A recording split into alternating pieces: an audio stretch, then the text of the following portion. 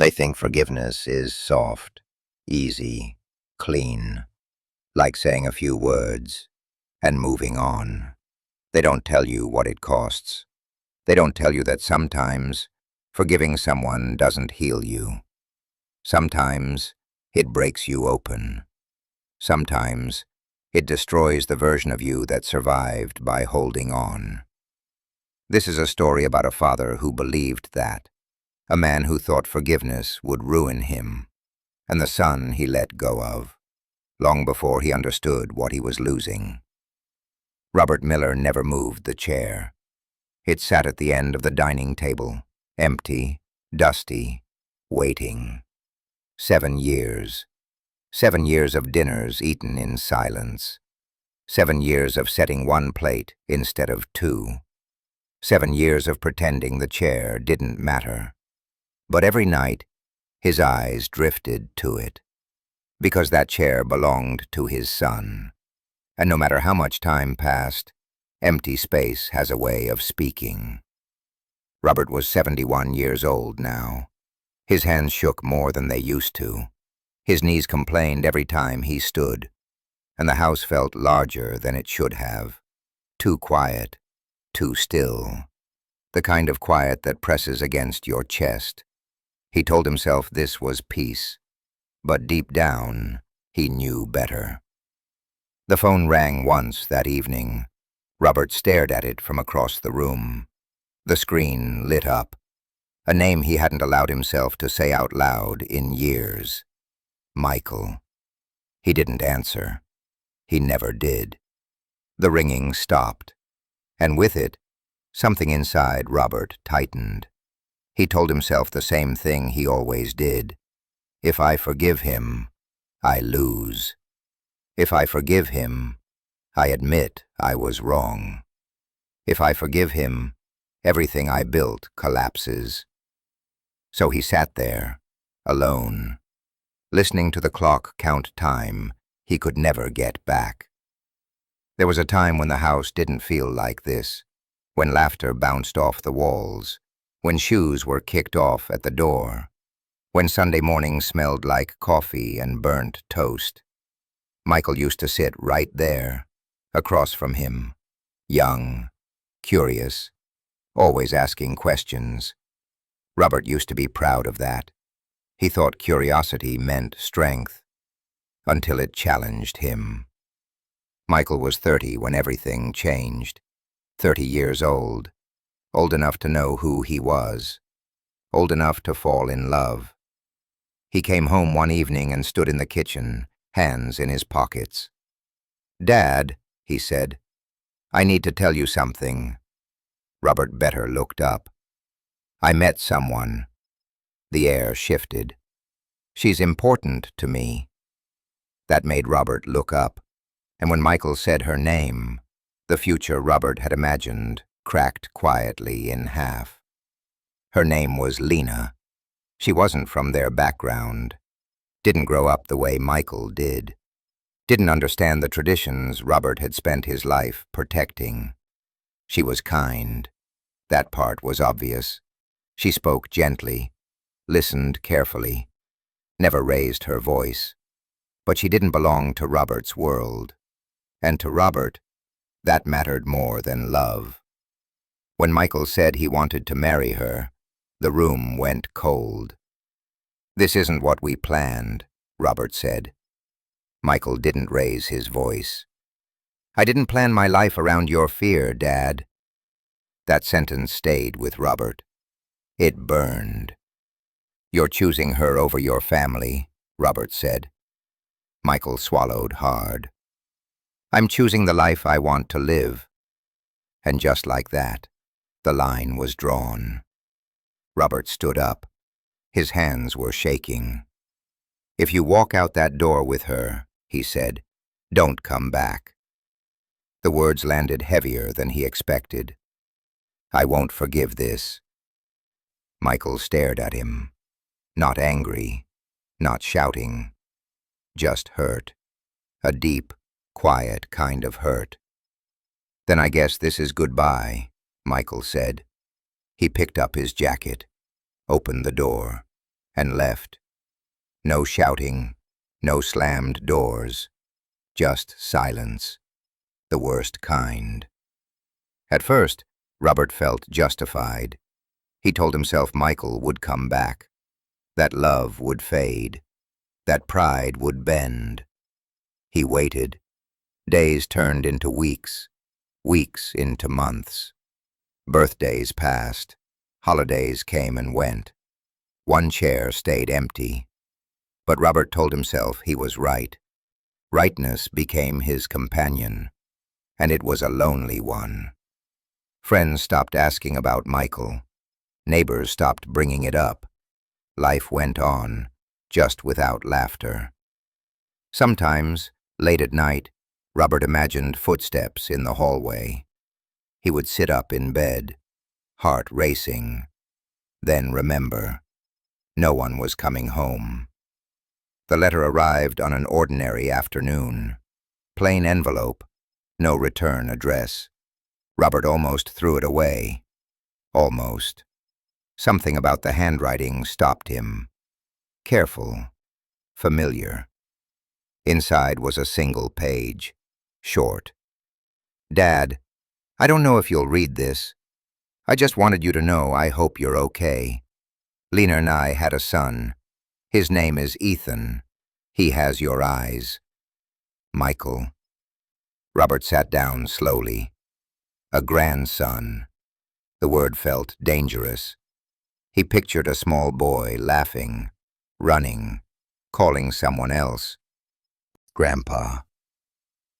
That night, Robert cried, not loudly, just enough to admit the truth to himself. He had won the argument and lost everything else. The thought that haunted him. Forgiving you would destroy me. That's what he believed, because forgiveness meant admitting the pain mattered. It meant admitting the silence was his doing. It meant facing the years he could never return. So he folded the letter, placed it in a drawer, and locked it away. The body keeps the score. The pain didn't come with warning. One moment he was standing in a grocery store. The next, the world tilted. His chest tightened. His breath disappeared. When he woke up, hospital lights burned overhead. A nurse asked gently, "Is there someone we can call?" Robert opened his mouth. Nothing came out. That's when it hit him. He had survived 7 years without forgiveness, but his body was tired of carrying it. Back home, weaker than before, Robert sat with his phone in his hand. Michael's name stared back at him. His thumb hovered. This was the moment, the one he had avoided for years. Forgiving you would destroy me, he thought. But maybe not forgiving you already had. He pressed call. The house used to be loud, not the noisy kind, not chaos, but alive. Mornings smelled like coffee and toast.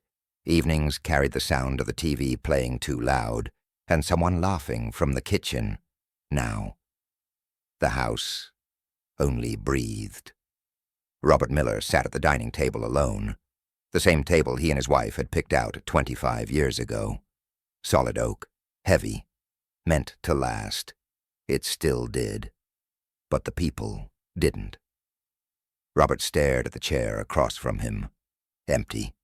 He told himself it didn't matter, that it was just a chair, but every night his eyes found it anyway. That chair belonged to his son. 7 years had passed. 7 long, quiet years since Michael Miller walked out of this house and never came back. Michael had always been gentle, not weak, just gentle. As a boy, he helped neighbors without being asked. As a teenager, he listened more than he spoke. Robert used to say, "He's got his mother's heart." When Michael was 30, he came home one evening with news. "I met someone," he said. Robert barely looked up from the paper. "She makes me happy." That got his attention. Her name was Lena. She wasn't from their background, didn't share their traditions, didn't fit the picture Robert had quietly carried in his mind for decades.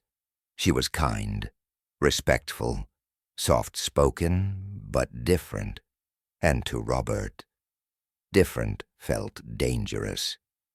When Michael said he wanted to marry her, the room went still. "This isn't how our family does things," Robert said. Michael's voice was calm, but firm. "I love her, Dad." Love. That word landed like an insult. "You're choosing her over your family," Robert said. Michael swallowed. "I'm choosing my life." Robert stood up. "If you walk out that door with her," he said, voice shaking, "don't come back. I won't forgive this." Michael looked at him for a long time. Then he nodded. "Then I guess this is goodbye." The door closed softly, and the house went silent. At first, Robert felt strong. He told friends Michael was stubborn, that he'd come to his senses. He told himself this was necessary. Weeks passed, then months, then years. Holidays arrived with too much food and too many empty seats. Robert stopped setting 2 plates. Sometimes he almost called, but pride stopped him. Forgiveness felt like surrender, and surrender felt like failure. So he waited, and the silence grew heavier. Chapter 4. The Letter. The letter came on a Thursday afternoon. Plain envelope, careful handwriting. Robert almost didn't open it. Almost. Inside the note was short. "Dad, I hope you're okay. Lena and I had a baby boy. His name is Ethan. He has your eyes." Michael Robert sat down slowly. A grandson. The word felt unreal. He imagined small hands, a soft laugh, a life that existed without him. That night, Robert cried for the first time in years, quietly, alone, still. He didn't reply. The pain came suddenly, in the grocery store aisle, between cereal boxes and canned soup. His chest tightened. The world blurred. When Robert woke up, hospital lights burned overhead. A nurse asked, "Is there someone we should call?" Robert opened his mouth. No name came. He was discharged 2 days later. The doctor warned him about stress, about isolation, about regret. At home, Robert stared at his phone. His thumb hovered over one contact.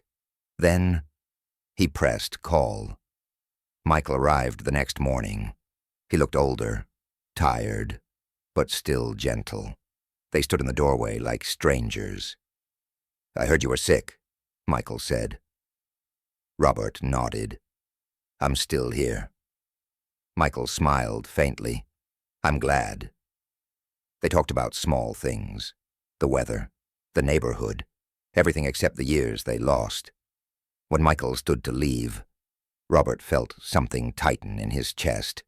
"Your son," Robert said suddenly. "Ethan." Michael stopped. I'd like to meet him." Michael's eyes filled with tears. "He'd love to meet you." Robert turned away. "Forgiving you would destroy me," he thought, "because it would mean facing what I broke." Ethan was 2 years old when Robert met him. The boy ran straight toward him. No fear, no hesitation. Tiny arms wrapped around Robert's legs, and laughed. Something inside Robert gave way. He knelt down, hands shaking. For the first time, pride felt useless. All those years, all that silence, for nothing. Robert didn't apologize with big words. He showed up. He cooked dinner, held Ethan's hand, listened to Lena. He learned. One evening, sitting on the porch, Robert spoke. "I was wrong." Michael nodded slowly. "I know." They watched Ethan chase Bubbles in the yard. The house breathed again. Michael still sat by the window every morning. But now he waited for footsteps, for laughter, for visits that came without warning. He learned this too late, but not too late to matter. Forgiveness does not destroy you. It frees you. And sometimes Love waits patiently until pride finally lets it in. The end. Thank you for watching. We appreciate you being here. Please consider liking and subscribing to support the channel and ensure you never miss out on our next release.